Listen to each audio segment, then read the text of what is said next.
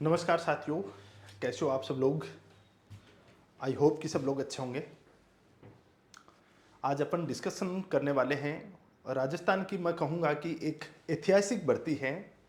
LDC भर्ती 2026 है, क्योंकि इसके अंदर जो पोस्टें आई हैं वो बड़े लेवल पे पोस्टें आई हैं। 10,644 पोस्टें किसी एक पर्टिकुलर डिपार्टमेंट में आना एक बहुत बड़ी बात है, बड़ी भर्ती है। और उसके साथ में मैं ऐतिहासिक वैकेंसी इसलिए भी कहूंगा कि एलडीसी के अंदर जो प्रमोशन रेट है वो अदर किसी भी डिपार्टमेंट में नहीं देखने को मिलेगा। इसमें हर 4-4, 5-5 साल के अंदर प्रमोशन देखने को मिलेगा। और एलडीसी के अंदर आप प्रमोशन के माध्यम से एओ तक, जो प्रशासनिक अधिकारी है, वहां तक तो आप आसानी से पहुंच सकते हो।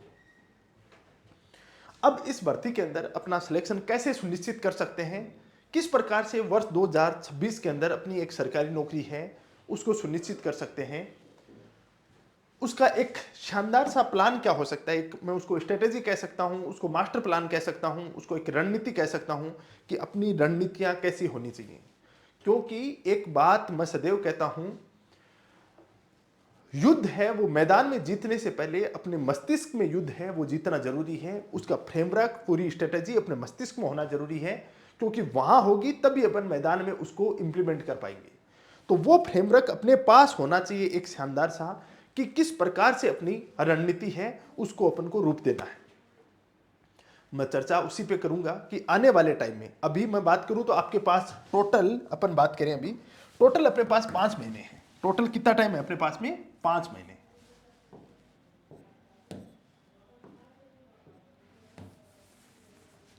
आपके पास है 5 मंथ।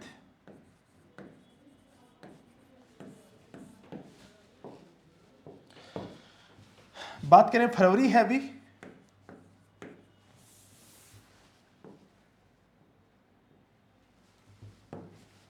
फरवरी, मार्च, अप्रैल, मई, जून। ये 5 महीने अपने पास कंप्लीट हैं। उसके बाद में जुलाई में आपका पेपर है। जुलाई में आपका क्या है? जुलाई में तो पेपर है ही। टोटल आपके पास 5 महीने। इन 5 महीने को आपको कैसे यूज करना है, कैसे आपको सिलेबस कंप्लीट करना है, कैसे उसकी प्रैक्टिस करनी है, कैसे उसका रिवीजन करना है, हर एक पहलू है उसको आप किस प्रकार से उसको तैयार करना है, उस चीज की अपन चर्चा करते हैं। अभी मैं बात करूं तो आपके पास में इसके 2 पेपर होते हैं। अभी क्या होते हैं? 2 पेपर हैं आपके। 2 पेपर हैं, एक है पेपर फर्स्ट और एक है पेपर सेकंड। पेपर फर्स्ट और सेकंड 2 पेपर हैं, जिसमें 150 क्वेश्चन पूछे जाते हैं दोनों के अंदर ही। इसके अंदर कितने आते हैं? 150 क्वेश्चन आते हैं, और इसके अंदर भी कितने आते हैं? 150 क्वेश्चन आते हैं। ठीक है। और 100 नंबर के हैं। ये कितने हैं? 100 नंबर के हैं। ये 100 मार्क्स का है और ये 100 मार्क्स का है। ठीक है। जो फर्स्ट पेपर है इसमें क्या पूछा जाता है उसको, इसमें आपको 3 पार्ट पूछे जाते हैं। एक पूछा जाता है आपको जीके। जीके बात करेंगे क्या क्या पूछा जाएगा। दूसरी अपन बात करें तो इसके अंदर पूछा जाता है साइंस।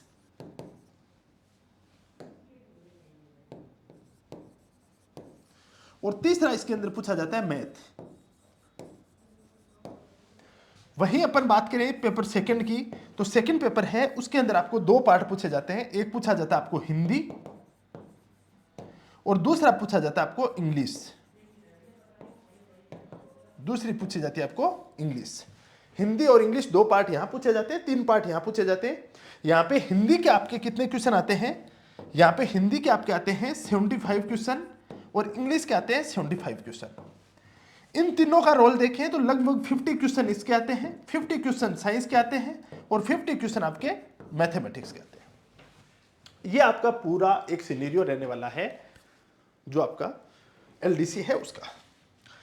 साइंस के अंदर 9th 10th की साइंस पूछी जाती है, जनरल साइंस है, नॉर्मल वाली साइंस पूछी जाती है। मैथमेटिक्स में भी 9 10th की, जो 10th तक की मैथमेटिक्स पूछी जाती है। हिंदी और इंग्लिश है, उसके अंदर भी ग्रामर वाला पोर्शन पूछा जाता है। हिंदी जमकर पूछी जाती है। हिंदी की बात करें तो यहाँ पे हिंदी आपको सब इंस्पेक्टर के लेवल की हिंदी पूछी जाती है, जो सब इंस्पेक्टर में पूछी जाती है मोर और लेस वही पूछी जाती है। इंग्लिश डंकी पूछी जाती है, पूरा अपन को फोकस ही करना है उसी हिसाब से। जीके की बात करें तो जीके के दो पार्ट हैं यहाँ पे। जीके के क्या है, दो पार्ट हैं, एक है राजस्थान का जीके और एक है यहाँ पे इंडिया का जीके। इंडिया के जीके की बात करें तो इंडिया के जीके में दो छोटे छोटे टॉपिक दे रखे हैं, एक करंट अफेयर दे रखा है और एक इसमें क्या दे रखा है, भारत की पारिस्थितिकी, पर्यावरण एवं पारिस्थितिकी तंत्र है वो दे रखा है। तो वो कोई बहुत मेजर टॉपिक नहीं है, दो टॉपिक दे रखे हैं। बाकी आपको जो जीके पूछा जा रहा है वो राजस्थान जीके पूछा जा रहा है। राजस्थान की औद्योगिक जो विकास है उसके बारे में पूछा गया है। राजस्थान की बात करें तो राजस्थान की जो ज्योग्राफी है उसके ऊपर पूछा गया है और राजस्थान का हिस्ट्री, आर्ट एंड कल्चर पूछा गया है। ये अलग अलग आपके 5 सेगमेंट हैं, इन 5 सेगमेंटों को तैयार करना है।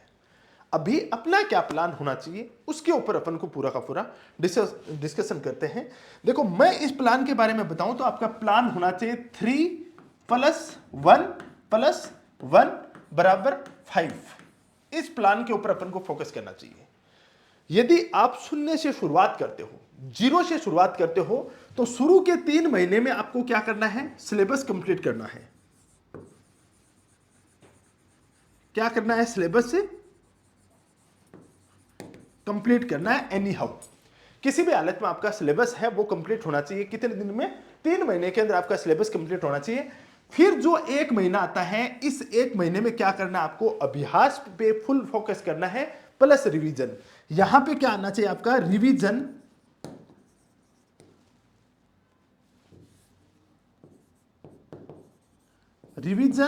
प्लस आपका अभ्यास, प्रैक्टिस। फिर ये 1 मंथ आता है, दोबारा इसके अंदर क्या करना आपको, रिवीजन प्लस अभ्यास। सफलता यही मेथड आपको दिलाएगा। 3 महीने में किसी हालत में अपन को सिलेबस कंप्लीट करना है।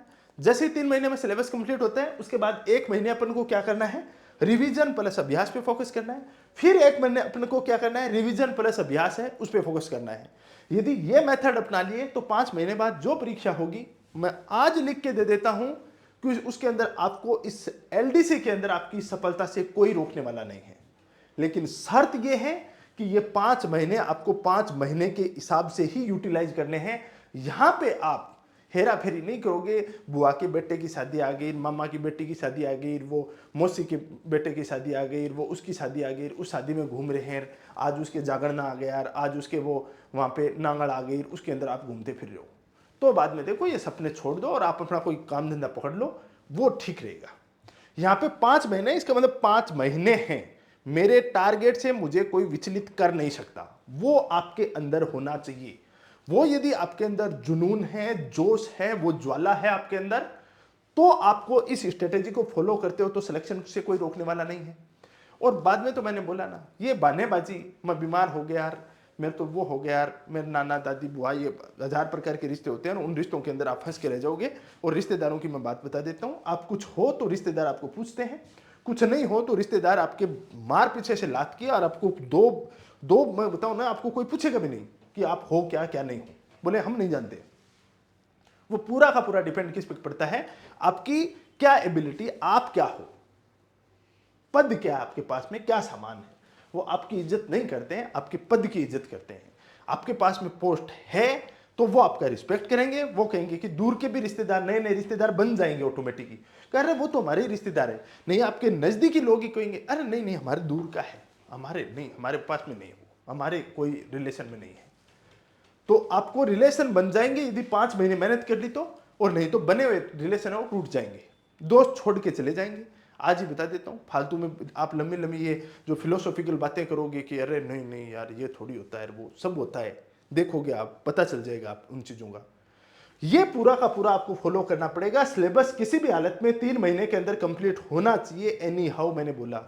फिर 1 महीने में आपका रिवीजन प्लस अभ्यास होना चाहिए, फिर 1 महीने में रिवीजन प्लस अभ्यास होना चाहिए। अब बात आती है कि सर करें कैसे, क्या हम एक एक टॉपिक को उठा के चलें या सबको एक साथ लेके चलें।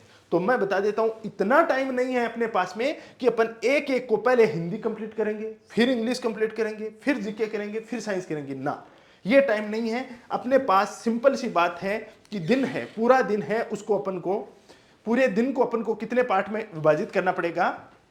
पूरा दिन है इसको अपन को 7 से 8 घंटा है उसके अंदर डिवाइड करना पड़ेगा। 7 से 8 घंटे में डिवाइड करते हो, मैं मान लेता हूं आपका कि ये 8 घंटे हैं, मैं मान लेता हूं कि आपका ये 8 घंटे हैं आपके पास, ठीक है। आपको मिनिमम 2-2 घंटे तो आपको देने ही हैं। 2 घंटे आपको हिंदी पढ़नी है तो पढ़नी ही है, इसका कोई ऑप्शन नहीं है। 2 घंटे आपको इंग्लिश पढ़नी है तो पढ़नी ही है।